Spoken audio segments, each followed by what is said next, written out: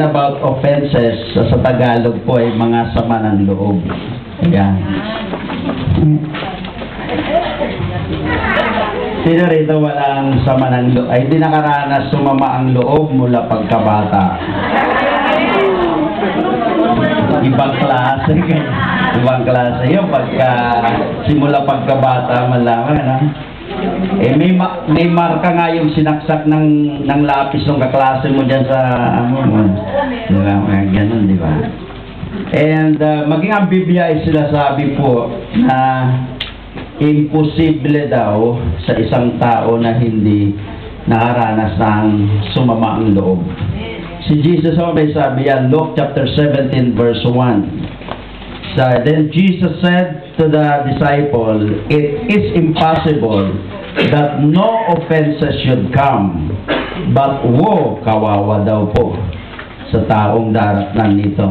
So, talaga pong mapanganib yung sama ng loob. Kawawa talaga tayo. Lalo na kung hindi natin alam i-deal kung ang sama ng loob. Kaya po, napakarami ngayon mga internal diseases. Kasi nga po, yan ay mga sama ng loob. Walang nag-iipon ng basura pagkatapos naipunin yung basura sa kusina, sa sala, sa labas ng bahay, pagkatapos ipapasok sa kwarto. Mayroong bang gano'n? Wala no? Hindi nilalabas yun. Yun talaga ang normal. Pero kadalasan tayo, mahilig tayong mag-ipon ng mga basura sa ating kaloob-looban ng puso. At diyan naging dahilan kung bakit masasakitin ang maraming tao, o kaya talaga naman po yan sama ng loob talaga. Kaya sama ng loob yan, pag hindi mo basta tamang labasan yan, ay bubukol. Bubukol kung saan-saan. Mahal po maoperahan. Kagagaling lang po ako doon. At talagang medically speaking, spiritually speaking, totoo po yun, na 80 to 90% ng mga internal disease ay may kinalaman ng sama ng loob. Kaya pag-usapan po natin sandali yan. No? And sabi po dyan, family members are the people that hurt us the most. Totoo po yun. The closer the relationship, the more severe the offense. Diba? Pagka wala tayong pakialam yung buhay ng isang tao na gano'n, wala eh. Kahit anong sabihin sa atin, buti nga sa'yo, di ba? Parang gano'n lang eh. Pero kapag ito ay malalapit nating mga mahal sa buhay o kamag-anak na nagkaroon tayo ng problema sa relationship, grabe ang effect nito sa ating buhay. Di ba? So, totoo po yun. And only those who care about can hurt you. Madalas, ang mga sama ng loob ay nagsisimula sa bahay. There are types of offenses. Sa aking slide po ay rejection. Yan po yan. Words that bind and curse that bring emotional scars. Yan po yan. Or sexual abuse, physical abuse, or lack of affection. Yung hindi nakaranas man ng pagmamahal. Napakarami kaya ngayon ng broken family. Diba? Mga families, broken families. Hindi nakaranas ng mga totoong pagmamahal. Kaya nga hinahanap yung pagmamahal sa labas ng bahay. Sa barkada, sa mga kaibigan, o kung saan-saan na lang. Basta maramdaman lang nila yon. Eh, hindi na maintindihan mo sa mga magulang, pero doon nila naramdaman yun eh, kasi wala sa bahay. Kaya madalas po ganun. Meron ako natin na seminar, no? Nasa seminar na yun, napakaganda. At tinanong, sino sa inyo ang naalaala pa yung huling pagkakataon na sinabihan kayo ng tatay nyo ng I love you? Kung tatanungin ko kaya kayo ngayon dito, kailan yung maalaala mo na huli kang sinabihan ng iyong tatay ng I love you? Yung iba, never. Never yata.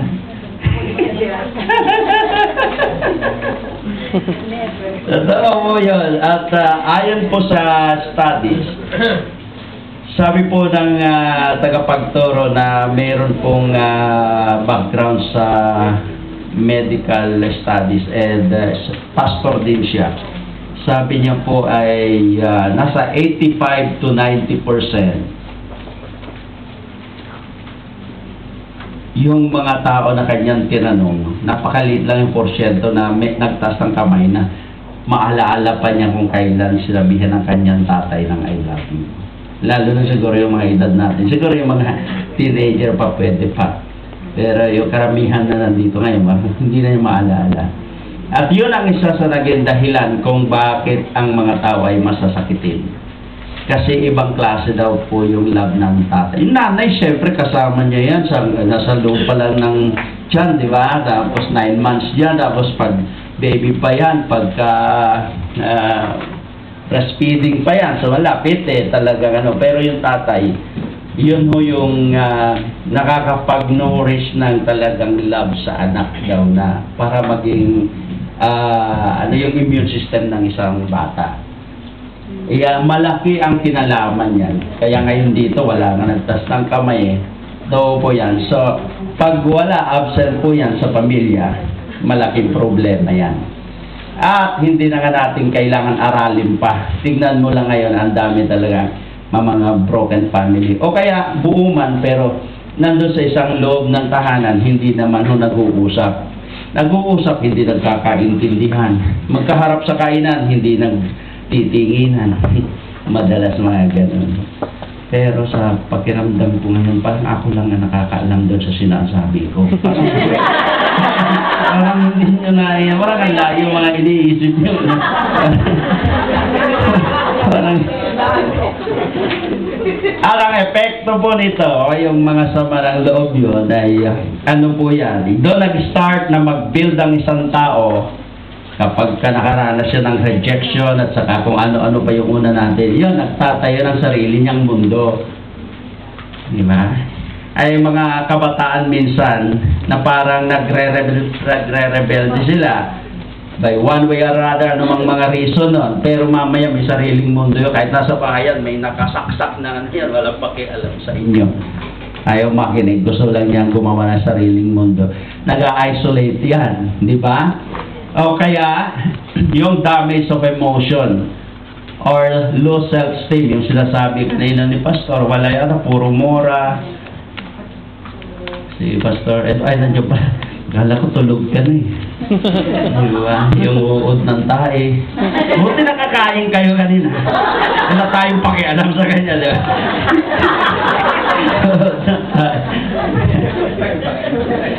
Marami na po na-bless doon sa testimony ng gano'n, pero marami na rin po nagalit. Dumana na sila sa deliver. O retaliation. So, ito po yung mga effect. No, mga ilan lamang po yan na posible maging epekto sa isang tao na dumanas ng rejection at saka yung hindi ho minahal ng gusto nakaranas ng tunay na pagmamahal. Ito po ang damage sa buhay ng isang tao. Sa Isaiah chapter 53 verse 5, sabi niya sa kinauto ni Pastor Willie kanina, dahil sa ating mga kasalanan, kaya siya ay nasugatan, siya ay binugbog dahil sa ating mga kasamaan, tayo ay gumaling dahil sa pahirap na tinamo niya. Tingnan niyo po yung mga atin at siya at atin, tayo at niya, di ba? Ginuhitan ko na yan para hindi na lang mahirapan pa. Pero parang kung yung iintindihin yung verse na yan sa Bible, parang one-sided na po. Yeah? Tayo nagkasala, siya ay nasugatan sa mga hagupit na kanyang tinanggap. Tayo yung masama, siya ay binugbog. Siya yung pinahirapan, tayo gumaling.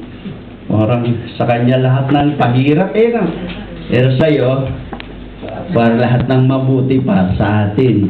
Yun talaga ang ginawa ng Diyos. Kung yung bibigyan ng isang kahulugan niyan, ganito lang ibig sabihin niyan, namatay si Jesus dahil sa namatay si Jesus sa lahat ng kasalanang ating ginawa at sa lahat ng mga kasalanang ginawa laban sa atin. In other words, dahil mahirap magkaroon na sa mananlo at mapanganib nito, kailangan tayo ay magpatawad. Nandiyan pa ba kayo? Matahimik talaga. Walang tao na hindi nakaranas dito, ayon sa Bible. At kapag hindi natin ito pag-usapan at hindi natin ito i-deal sa tama, kawawa ka. Alam niyo yung mga iba, ang tagal ang buhay sa ospital, hinihintay lang yung taong nagsasabi sa kanya, patawarin mo na sila, sige na, mamaya pa ka na, mamaya, luluhan na lang yun, mamaya, gaganon na siya. Pero kapag ka po, may hinihintay yun na ayusin yung relationship niya, talaga po, kahit yung mga aparato na, gumaganon pa yun, tagal, ubos ng pera yung mahal ng ospital. Grabe, yung mamatay sa sama ng loob, uubusin lahat ng pera nyo. Mahaba ang buhay sa ospital yan.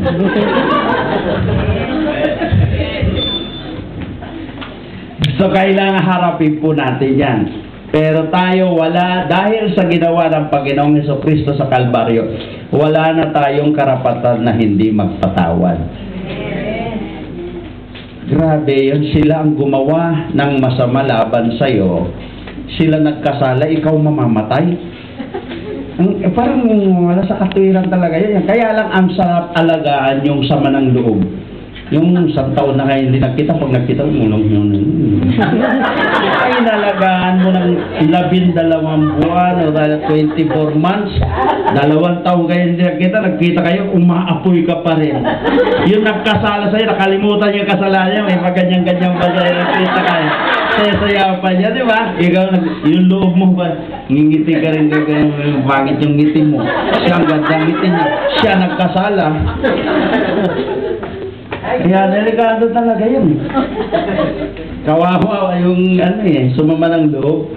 Di ba? Yung inutangan kahit di na nga nagbayad, siya pa masaya. Di ba? Pero pa nga ako, di ba? Siya na ng utang na hindi niya naalaala yung utang sa'yo, nakangiti na. Ikaw naman sumasama pa rin ang loob. Tapos pag nakita mo may kaibigang ganda-ganda ng beso-beso pa silang walang yan. Walang tao, di ba? Kasunod hanggang sa talagang sumisigip yung digdi mo at talagang inaalagaan mo doon, grabe, nagbibuild na yon ng ng bukol sa loob. So, biro mo sila na nga nagkasala, ikaw ang mamamatay. Kailangan maisip natin yun, di ba? Kaya po nung naintindihan ko ito, sabi ko, in English ko pa nga para kay Pastor Mason. Sabi ko, why I die for the sins of others? Bakit ako mamamatay dahil lang sa kasalanan ng iba? Huwag na, no? Kaya pinili ko na lang magpatawad. Kasi kung hindi ako magpapatawad, akong mahihirapan. Baga pag ilisan ko sa mundong ito, iniwanan ko pa ng malaking utang yung asawa ko at saka anak ko, sila pa magbabayad ng hospital bill at baka nabenta pa lahat ng meron kami para ng pambayad sa hospital dahil sa manang loob.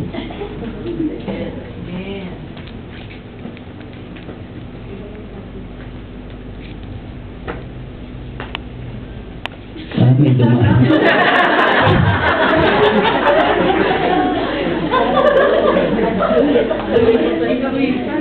Sa isang gulong daigdig, hindi tayo talaga makakaiwas, magulo nga Kaya nga lahat tayo, magkakaiba-iba lang yung lalim ng sugat, di ba? Magkakaiba-iba lang yung uri ng pinasama ng loob. Pero lahat po tayo ay nakaranas po nito. Ang buhay sa isang nagkasalang daigdig. Tulad ng buhay ni Jose o si Joseph sa lumang tipan. Siya ay nabuhay din sa di makatarungan daigdig na ito. Alam na ang istorya ni Joseph in Genesis chapter 37 na talaga siya ay paborito ng kanyang ama. 12 sila. At lalo na nung kinuwento ang kanyang panaginip, lalong kinainggitan ng mga kapatid at hindi maintindihan. Kaya pinagkaisahan ng mga kapatid, one time na tagpuan nila nandun sa malayong lugar, sa pastoral. Anong ginawa? Pinagkaisahan nila. Sabi nila, patayin na natin to.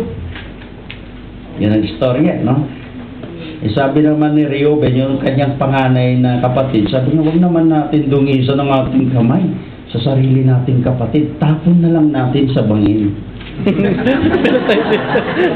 Pero iniisip ni Reuben na pagka wala na sila, babalikan ko, ililigtas ko siya doon.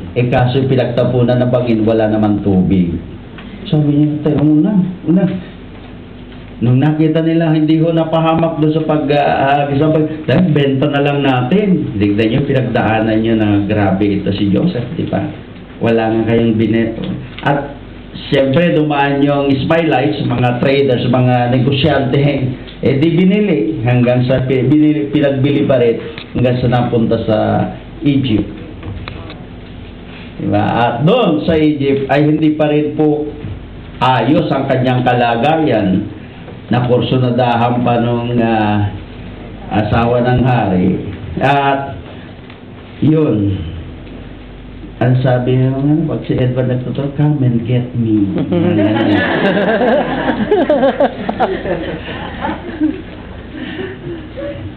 Kaso may takot sa Diyos yun ayaw. Tumakbong palabas sa hablot yung damit. Yari, ebidensya, nakulong sa hindi naman kasalanan ginawa, pero nakulong. So, matindi yung kanyang mga pinagdaanan. Sa isang taong dumadaan ng ganon, ay sigurado ito ang kanyang mararamdaman. Sakit ng damdamin. Pag-iwan o paglisan, o sa English po ay abandonment, pagmamalabis, panlilibak at panunuri, pananakit sa iba at sa pagdamay ng pananakit mula sa pamilya, katrabaho, kaibigan at asawa. So ito mga posibleng pagmumulan ng mga sama ng loob sa atin. Yung dinanas ito si Jose, grabe, sapat na para sabihin natin, mayroon siyang karapatan magalit sa daigdig na ito. May karapatan siyang magalit ng lubusan sa kanyang mga kapatid, sa kanyang mga magulang, sambahayan. Ang pagdanas ng pananakit ay nakalilikha ng kalungkutan. Imagine nyo, ilagay nyo ang iyong sarili sa kalagayan ni Joseph, di ba? Kalungkutan, pagkaramdam ng pagtanggi or hinanakit, takot o galit. Yan ang pwede maghari sa isang tao na dumanas ng tinatawag na mga hindi maganda sa buhay. Pero sa kabila ng lahat ng pinagdaanan nito ni Jose, grabe, meron dalawang sikreto sa kanyang buhay.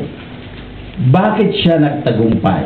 Ito yung kanyang testimony. After all the bad things that happened in his life, two things that made him free. First, he learned to forgive and forget. Yan po ang sikreto niya.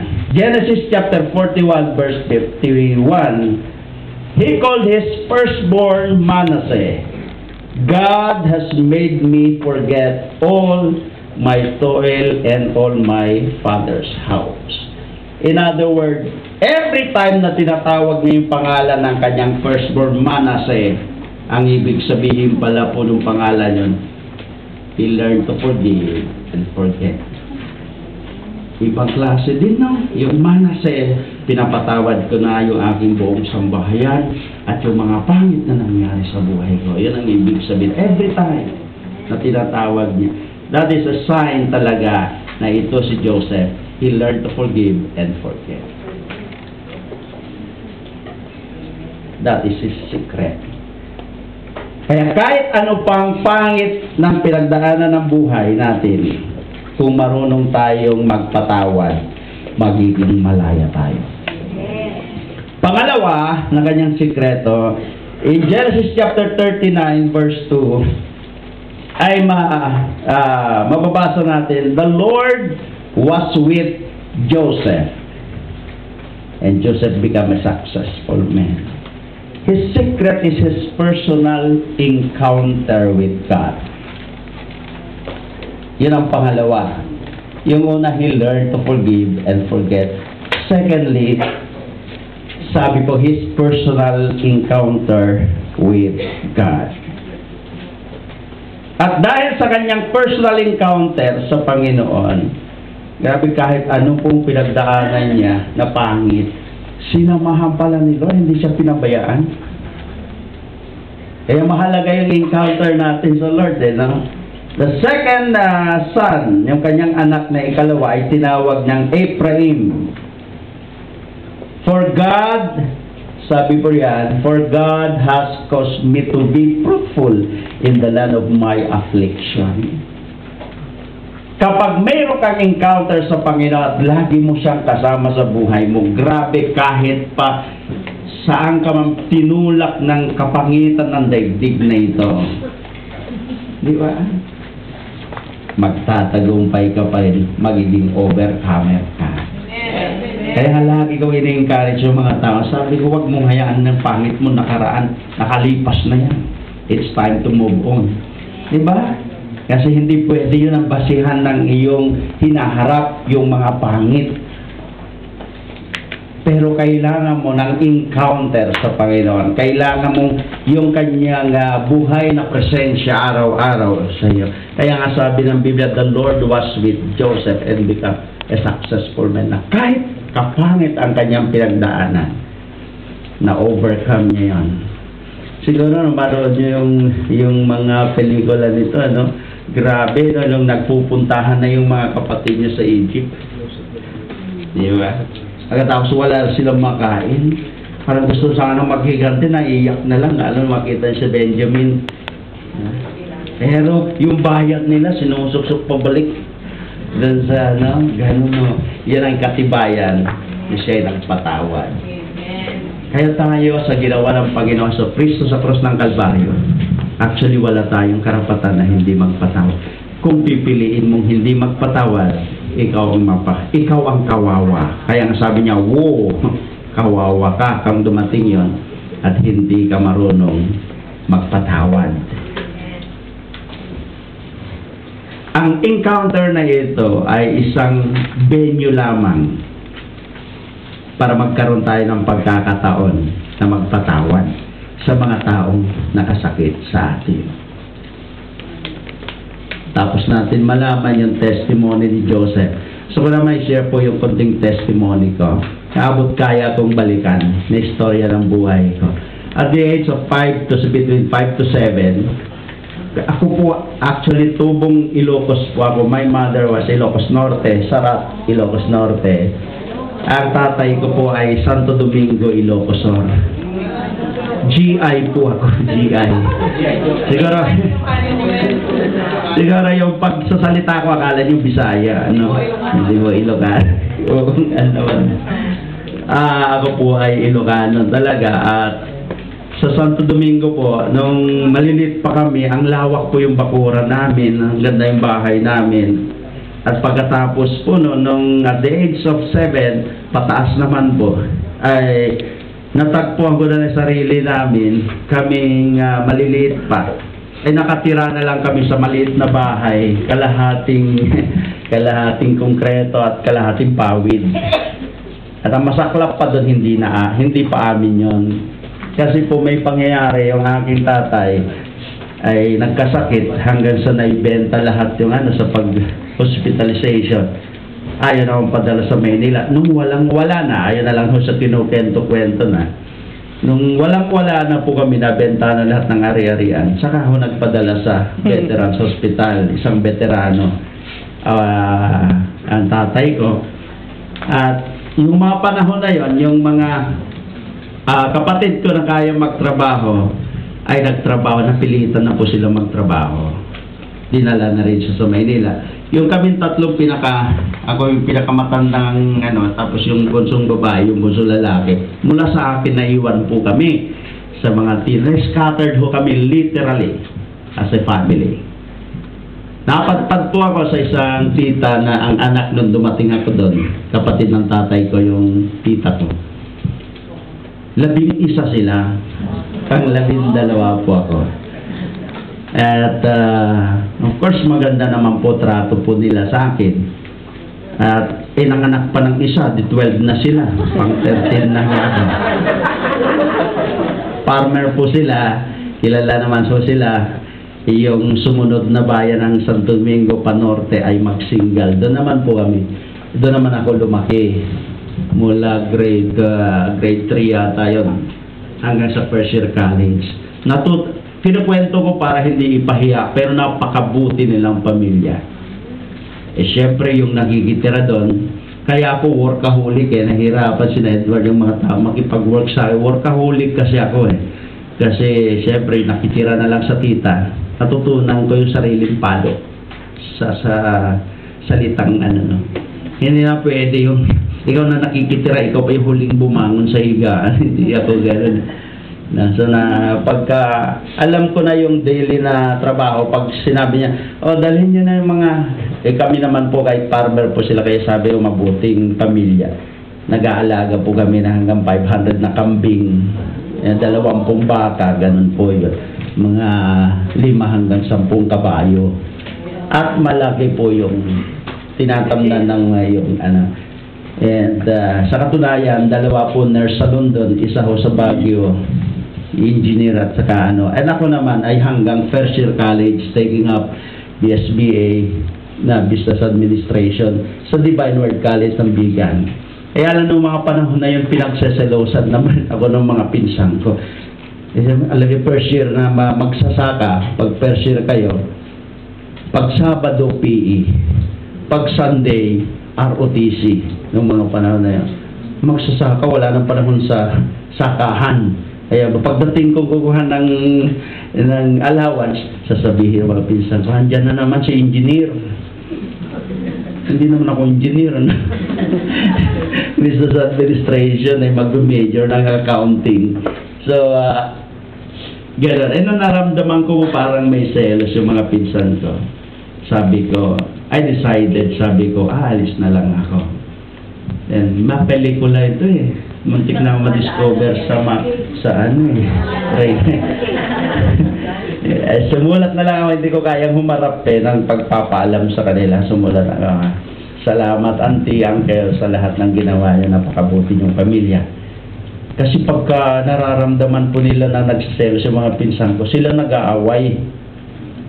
Ayaw ko naman yung ganun. Ako pinag-aawayan na mag-aama. I decided, iniwan ko na po sila. And then, bumalik ako sa amin. Nagpunta na ako sa bahay ng tatay ko sa Maynila. Pero sabi ko sa kanila, itagaan nyo sa bato, hindi ako aasa sa inyo. Di ba? Parang ganun. Nagkamaroon na ako ng sama ng loob. Kasi bakit kaya ganito ang buhay? Katapos may mga kwento-kwento ng kamag-anak, pinabayaan kayo ng tatay nyo. Hindi sana kayo ganyan. Pagkatapos po nung dumating yung edad ng bunso namin, inayos yung mga papel. So nga pala ang mga veterano, lalo officer pa siya, meron palang mga educational benefit yon nagamit ng bunso namin. Lalo pong nagsisikip at grabe. Kaya nang umuwi ako ng Manila, sabi ko sa kanila, hindi ako aasa sa iyo, patutunayan ko sa buong mundo, di ba? Solid na gano'n, taga mo pa sa bato. Kaya nito, di ba? May mga ganun tayo Dahil lang sa sama ng loob natin, nagpapakamatay tayo, maabot lang natin ang mga pangarap. Pero sabi ko sa'yo, papakita ko sa mundong ito,